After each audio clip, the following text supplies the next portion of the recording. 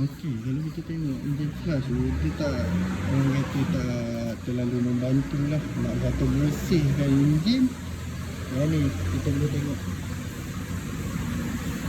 betulnya macam tidak, orang kata tidak memberi kesan yang banyak lah. Kalau dah bergerak macam ni, yang ni dia macam grease ni, kita lihat macam grease, dia tangan dia macam grease. Macam mana kita ada efek untuk engine flush ni. Lagi satu saya tak berapa recommended lah untuk kereta-kereta baru yang turbo pada kereta Honda ni. Sebab dia akan menyumbatkan filter-filter yang halus tu.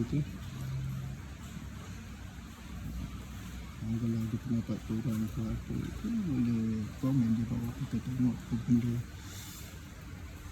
Mungkin ada orang berlainan pendapat, tapi bagi saya dengan kereta yang ada ni dah terbukti lah.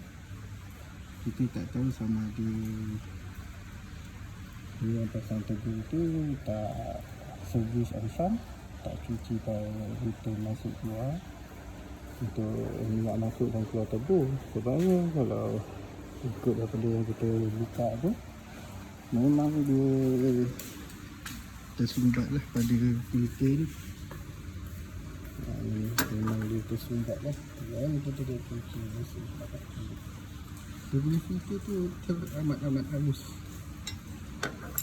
Orang kata memang mudah lah untuk dia sumbat. Penjagaan minyak hitam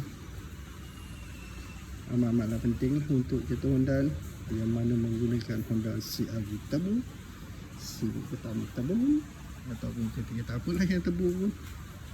Kalau Honda tu kita recommend bila sampai masa ataupun rasa macam dah terlalu lama tu, 3-4 kali pertukaran minyak hitam.